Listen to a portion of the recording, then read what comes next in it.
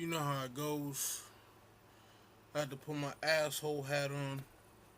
So that's what that A stands for. It stands for asshole. Cause that's what I am. You know what I mean? So I just wanted to do another quick video, and I just wanted to share uh, my experiences like I always do. Um, because I was reminded. I thought about the video I did where the woman was arguing with me in my comment section, and she said, it was I probably misquoting her, but it was just a few morons, so to speak. I'll paraphrase it. And so I just wanted to go through those few morons. What kind of led me down this path as an older man. Once I found what a woman, once I found a good woman, and I saw how she treated me, I saw how she appreciated me. She taught me how to express my feelings, cause you gotta understand, I was a hard heart dude. Like when she met me, I probably wasn't the best. I wasn't in the right frame of mind to meet someone who I would eventually marry. But because she like suffered with me and she loved me so much, she kind of dealt with my inability to kind of soften up and be more expressive than what I was, because I was so used to females, um, you know, doing that, getting me comfortable, getting me vulnerable, and then turn around and do some shit that like would like hurt me, like just pierce my heart and shit. So she showed and proved to me that it was worth giving her a shot. And basically she gave me a shot, so to speak.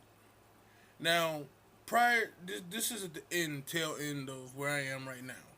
But before I got to where I was right now, happily married, 3 children, yada yada. Um, I dealt with a few morons. Now, a few of these morons almost got me killed. And part of it was my fault. I'm not blaming all on them, because they couldn't have. I couldn't have been in that situation unless I allowed myself to be in that situation. So for that, I take full accountability for that. But you know, a lot of the black females that I dealt with, they all did the same shit. They all came off like they were different, like they were sweet, and then comes the request. The request for things. Can you help me out? Can I borrow? Can I borrow? Can you help? And I'm a nice dude because I'm a dumbass like that.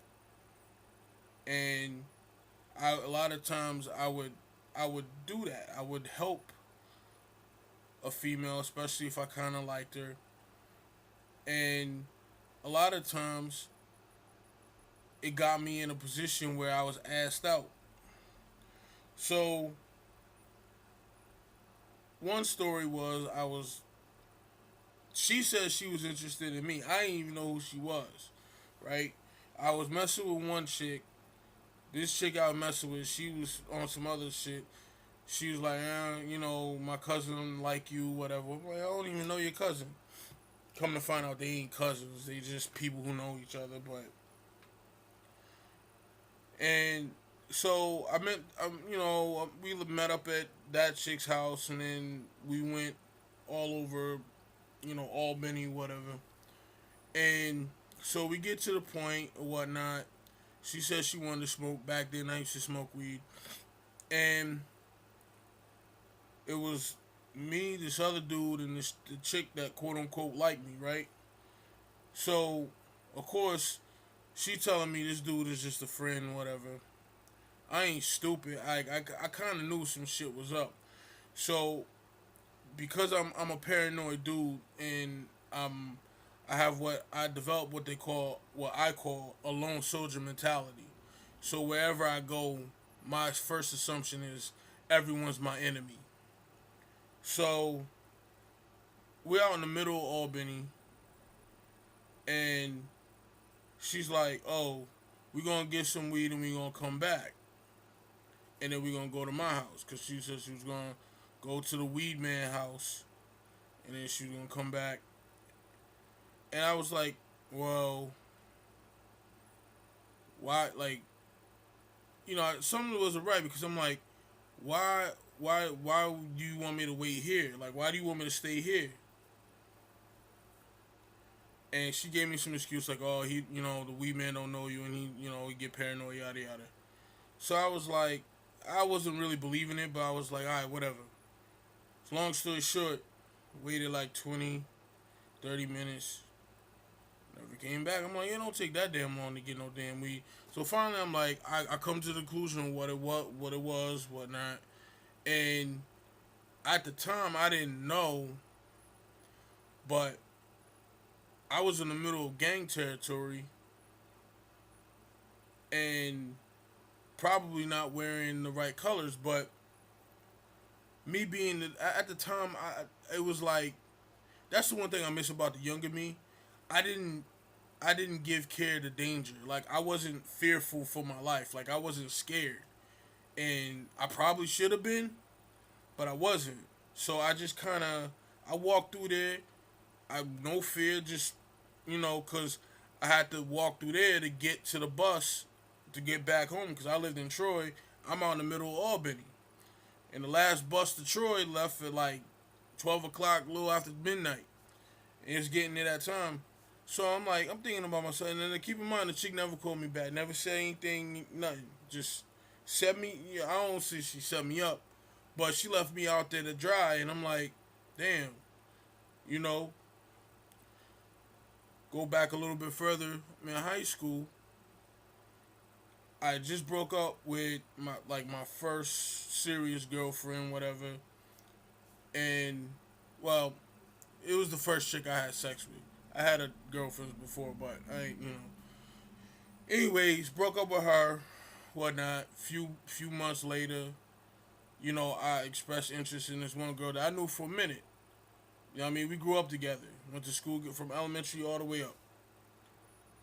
Now, she, I'm kind of old school, so I wrote like a little note, handed it to her, whatever.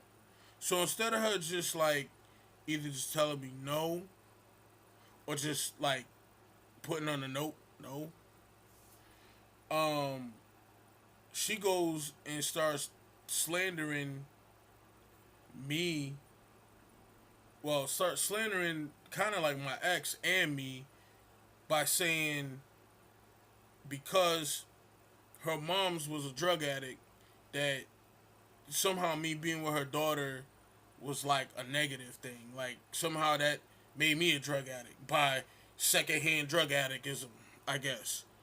And it was like a gang of black chicks that thought this shit was funny. Like I didn't understand. Like okay, you didn't you didn't want to go out with me, which is fine. You have every right to say no, but you don't have a fucking right to sit up there and try to slander me and talk about I be fucking crackheads because the girl I dated's mom was a crackhead.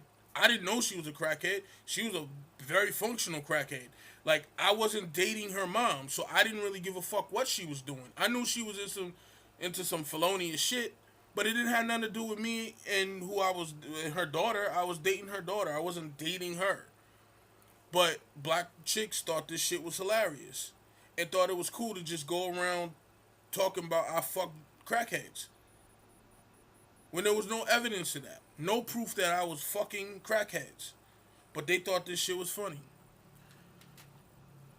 Fast forward a little bit more, mid 2000s, meet this chick through a mutual friend.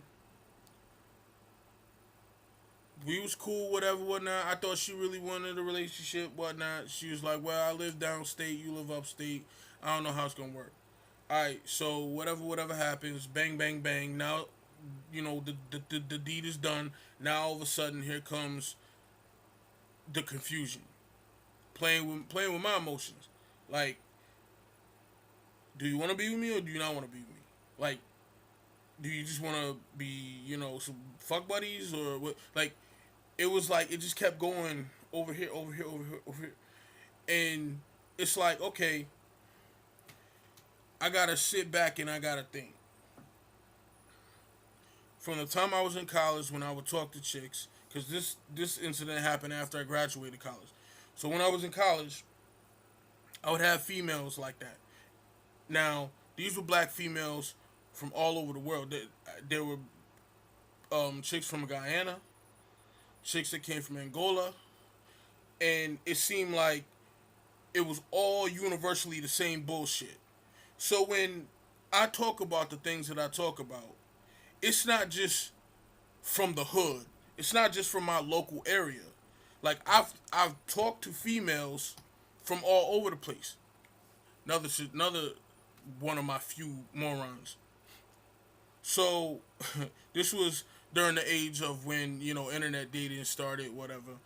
Started talking to this chick from Omaha, Nebraska. It was hot and heavy, like just hot and heavy, to the point of I bought a plane ticket out. Well, actually, first I bought her a plane ticket to fly out. Before she was supposed to fly out, she said she got into a car accident, so she couldn't fly.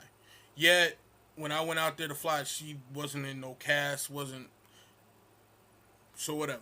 So I went down there, like I said, hot and heavy, yada yada. I get down there, she picked me up from the airport. This bitch was treating me like I was a hitchhiker. Now, keep in mind, all this time, all these weeks, months we've been talking, it was hot and heavy. I mean, to the point of we both was kind of talking about marriage, which, again, I'm a dumbass, right? And so I get down there. I'm thousands of miles away from home. Okay, I'm in the middle of the fucking country. Don't know no one out there. This bitch she took me to a hotel and fucking bounced. First night, dropped me off. That was it. Said, "Had a good night." That was it. She came back every now and again, like just randomly. Like I be chilling, she just come back. Well, let's go out. Like, wait a minute, you didn't call me, you didn't let me know nothing ahead of time. Like, I'm like nah, I don't operate like that. Like, you're not just gonna swoop down and tell me when it's time to go. Like, I'm chilling right now. I'm chilling in this hotel. Like, you know, and it's like, how is it this dysfunctional shit is so universal? But then every time I get into a discussion or argument in my comment section, even though my video was not about dating, it ends up about that. It's like sex the only thing that's on these black chicks' mind? Like, I thought men were the fucking dogs. Like, I thought men only thought about sex. Like, I don't think about sex like that. I mean, when I was younger, I ain't gonna lie. Yeah, I thought about sex a lot. But I'm 36. Like, shit, man. Sex got me 3 damn children that wear my ass out. I'm really not. I don't think about sex like that, cause that's the belt up against my ass right now.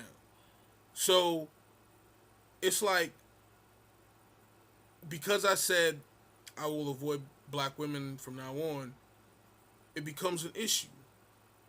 And again, it goes back to what I think is the root cause: black male confidence. If you look at it, a black mother will destroy a modern, especially these modern single moms, will destroy their son's confidence. They will, and they'll make fun of them if they're not out there messing with a bunch of females. So the boy just grows up and thinks like, okay, where I put my dick and how many places I can put it, that's what makes me a man. That's what gives me the praise of the community, so-called community, because a lot of these moms is raising they sons up to be fucking gigolos. They're not raising them up to be self-respecting men. They're not. They have no. these are the same women that said they don't need no man. That they want Father's Day to also recognize mothers too. These are these are them. These are them that produce these boys, and then you wonder why they act the way they act. But somehow, me talking about my experiences, and trust me, I got more horror stories. I'm just I'm just scratching the surface. And this is over the span of 20 some odd years from the time I was 16 to now I'm 36. But like I said, I met my wife at a time where I was coming out of that. So I can't really even say 20 years. It's been more like 13 years of just hardcore experience of boom, this is what it is. So at the end of the day, you can sit there and talk about, oh, it's just a few all you want. But I've interacted with females, all from black females from all over the globe. All over the globe. And it's the same shit, new stall. Because it's the new stall is the female. The same shit is the mentality. The mentality is the same. Even though you go to a new female, to a new stall, you find the same shit in that new stall that you found in the stall that you walked out of before. So let's say there's 10 stalls, and you go into you see the same pile of shit in each stall, every one. But no one wants to hear a man's perspective. It gets poo-pooed or it gets dismissed. And then you wonder why black men say the things they say when they go and leave and get someone else outside the race. It's a frustration thing. Who wants to be with someone who never listens to them, who never talks to them? That's the one thing I like about my wife. Like, she can sense when I'm starting to get pissed. And even if I may not feel like talking at the moment, she'll say, well, when you ready to talk, let me know.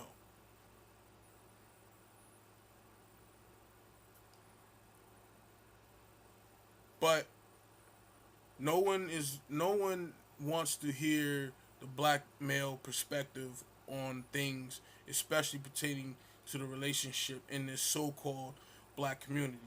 And these are the things that I'm fighting fucking YouTube and all their fucking dirty analytical tricks to try to get this message out. And I'm to the point now where I'm like, fuck it. If only 5 people watch my shit and one of them learn, like, it changes their whole perspective, fuck it. I'll be content with that. I reached somebody and I've changed somebody's mentality. That's it. I'm not gonna be bitter, mad about shit no more. If they want to fuck with my shit, let them fuck with it, man.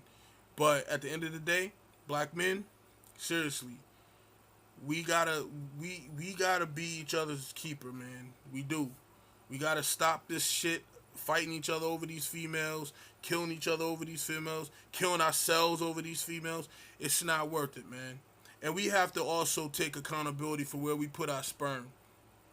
We really gotta be more picky about who we put our sperm in, because with our symptastic mind frames, we put ourselves in danger, and they don't care because they're benefiting from it.